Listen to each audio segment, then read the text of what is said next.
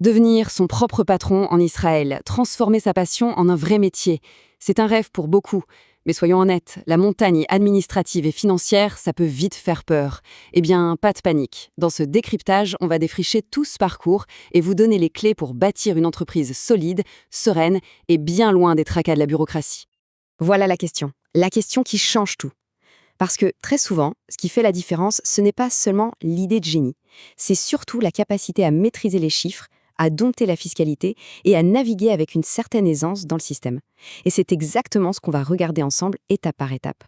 Alors, rentrons dans le vif du sujet. D'un côté, il y a le rêve, cette flamme qui nous pousse, la passion, la liberté, la vision.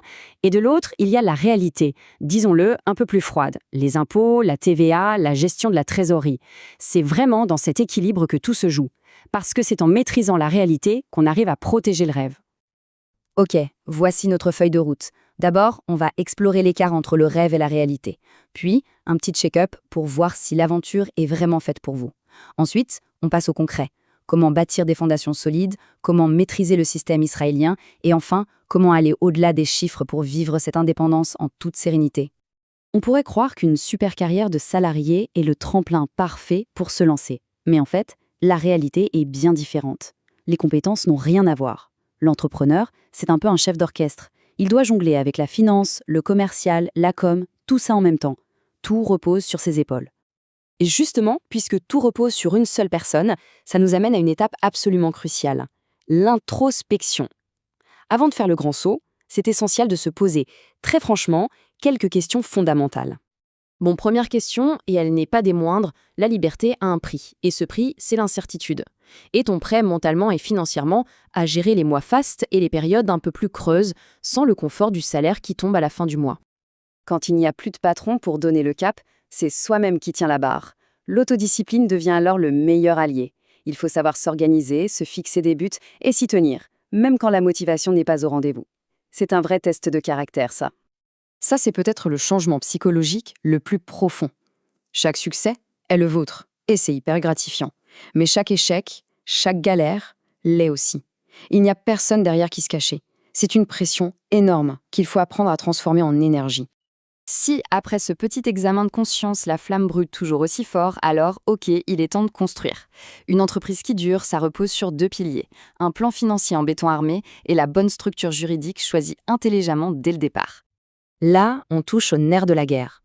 La cause numéro 1 de l'échec des petites entreprises, c'est souvent une mauvaise gestion de la trésorerie. Donc, un business plan qui tient la route et un matelas de sécurité de 3 à 6 mois de dépenses, ce ne sont pas des options, c'est une armure contre les imprévus. Alors, quelle structure choisir? Pour démarrer en douceur, il y a l'OSEC Pâture.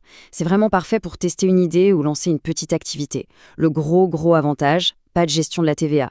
Ça simplifie énormément la compta au début. Et puis, quand l'activité décolle et que le chiffre d'affaires dépasse le plafond de l'OSEC Patour, il faut passer à l'étape suivante, l'OSEC Marché. Là, on entre dans le monde de la TVA. On la facture à ses clients, on la récupère sur ses achats.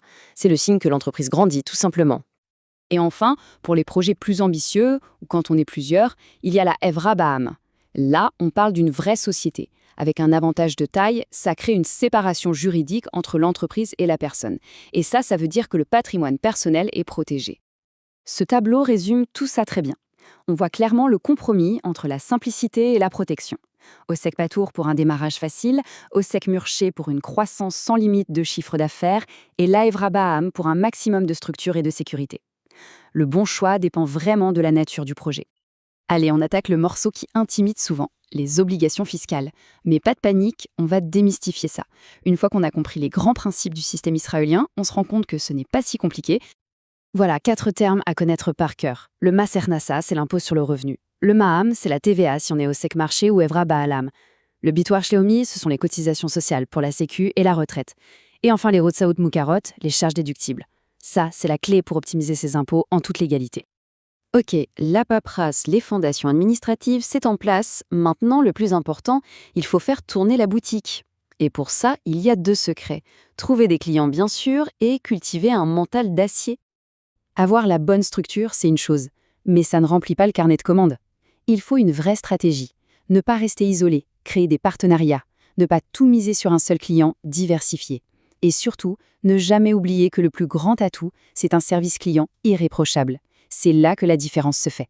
Et ça, c'est tellement vrai. La résilience, c'est le carburant de l'entrepreneur. On va essuyer des refus, connaître des doutes, traverser des moments difficiles.